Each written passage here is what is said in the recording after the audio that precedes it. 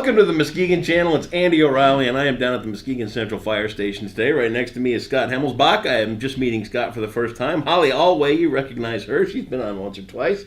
And Carnitz down there from Norton Shores, Ted Carnitz is here. And we are here to talk a little bit about a grant that just came in that's going to help you keep your house safe. And Holly got a hold of me to talk a little bit about the need and where the grant came from and all that kind of stuff through Safe Kids. Let's talk a little bit about it first. Holly, thanks for getting a hold of us to talk about this grant. It's about smoke detectors and carbon monoxide detectors, and if you've been outside the last couple of days, it's time to start talking about the dangers of, we got our furnaces running again and everything else. Talk about this grant. Absolutely. So thank you for having us Sure. on the Muskegon Channel. We were able to receive this grant through Safe Kids Worldwide and Kidde, and we've been able to partner with our local fire departments to make sure that we're educating the community on the dangers of carbon monoxide poisoning. And as you said, when the weather turns cold, that's when we see the risk increase, because a lot of these poisonings are related to fuels that we burn to keep houses warm, and that's a real concern that we have in Michigan. And the more creative we get about our heating sources, the bigger the risk. Creative, she says. So if you're heating with your oven wide open, not good to start off. Is that what you mean by creative? Yes, creative. Yeah, So, okay. and we know, there are people that have trouble Sure. paying their heating bills, and so they're trying to figure out how they're going to keep their kids warm. And so we want to make sure that everybody understands what those risks are, and that's why I brought these guys to kind of fill everybody in. And they know their stuff. They do. Ted, I hate to admit it. Yeah, right. Talk a little bit about some of the hazards that people find themselves in unsuspectingly this time of year. Well, we got to remember, CO is a silent gas. Yeah. You don't smell it. You don't know it's in the air. The only way to really detect it is through detectors that we Sure. have. You see them in smoke alarms. You can see different styles that are plugging into the wall. There's different ways to do it. But it's very important you have one, because if not, that overcomes you, and over time, it can kill you. It's not an instant thing. It's a slow kind of poisoning type thing, It can be slow. It depends on how the leak works. Furnaces, typically heat exchangers is where you're going to see the problem. Okay. It could be a water heater that's not vented properly, that's Right. dumping it in your house. As it accumulates in your blood, the the CO alarms are set to go off at 35 parts per million. Okay. But you already got it in your body at that point. Right. So that's the lowest, the levels where you really want to start watching out what's going on. You've got some statistics too about Muskegon County and the level of need when it comes to smoke alarms and fire alarms and all that kind of stuff. Talk about some of the percentage numbers that you've seen. The most recent numbers that we have as a county that we have put in through Operation Save a Life and some other sources, roughly 50% of the homes had 0 working smoke alarms. Really? And then when you add the category of 1 and 0 together, so you get just at best 1, you're talking 80% of the homes. No kidding. Now, if we're in that kind of predicament, and which is not very good with smoke alarms, the CO alarm problem is got to be even worse. Sure. When you get combination alarms of that nature, you're talking $30 a piece. They're not cheap, but they're that important. You got to have them. And programs like Holly's, programs Operation Save a Life, Red Cross, there's a lot of avenues that we can help with. People just got to make us aware. All the counties, or all the fire departments in the county are involved in these programs that we will help. And you guys, Scott, do you offer the same thing that Shores does with going into people's homes to help with the installation and all that? Andy, we do. Yeah. We're partnered up with Muskegon? with Fire Marshal Carnitz with Norton Shores, and our partners over in Muskegon Township. Sure.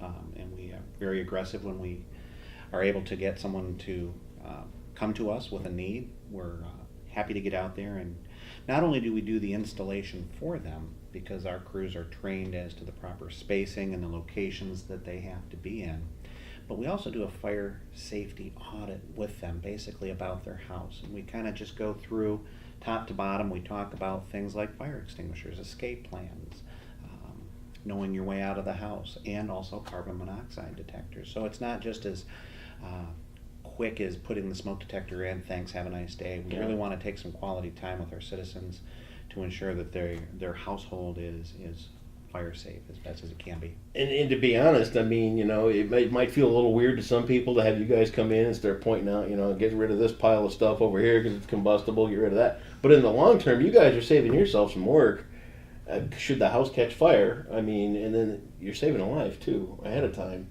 because if you can eliminate some of that stuff before it's a problem. Planning and maintenance around the home, just basic things. If you live there, you live around it. You don't always see it. Right. When we can come in, again, it's all volunteer. Sure. We'll help. And there's a lot of times that I've had somebody say, "What's the catch?" Right. There's no catch. Right. We're there to help you. We're there to serve you. And you're not there to spy on what they're We're up not to. there to spy on you don't care. We want them safe. You know, the numbers that we all. have that we get from these programs of what happens, we as a county work this together. Yeah. This is not Muskegon. This is not Norton. This is not Muskegon Heights. This is everybody throwing Sure. our resources together at this problem. Well, and it's important too. So when this grant, talk about how this whole grant process gets underway and how it works. Sure. So we were, like I said, we were able to partner with our local fire departments, which Yep. is really important because they're already collaborating on the smoke alarm installation and review. And we were able to tag on to this. And what's interesting is this is the first time that Safe Kids and Kidde have really partnered to push carbon monoxide awareness. Previously, we've worked on fire prevention and awareness and safety, but we've never looked at carbon monoxide poisoning. And I think this is a great opportunity to talk about it. Now, I'll say, I won't name names, but when we had our first initial planning meeting, we all talked about the carbon monoxide alarms that we had on our home, and I don't think that there was one person at that table that knew for sure that theirs wasn't expired. And so I think even raising that awareness, smoke alarms and carbon monoxide alarms can expire, and making sure you're checking that in addition to doing the routine checks that you do every month. Now, the alarms, as Holly mentioned, they don't just quit. Right. But think of them like a car. Yep. When they're brand new, everything works great. Yep. As it ages, it doesn't work as good. And, Yep. and they could potentially quit. Sure. But those sensors just don't sense like they did when they were new. True. And these are life safety items. You do not want to wait and find out after it's too late that you can't get out of your house because it didn't go off in time. Or the CO alarm didn't tell you at the 35 parts per million. Maybe it went higher before it told you. So it's that important that they know about it. If somebody, tell me, Scott, is there something that somebody can notice about themselves if there's a carbon dioxide problem in their houses? I mean, is there symptoms? Are there feelings? Yeah, Andy, there are. And we've got some of those listed here for us.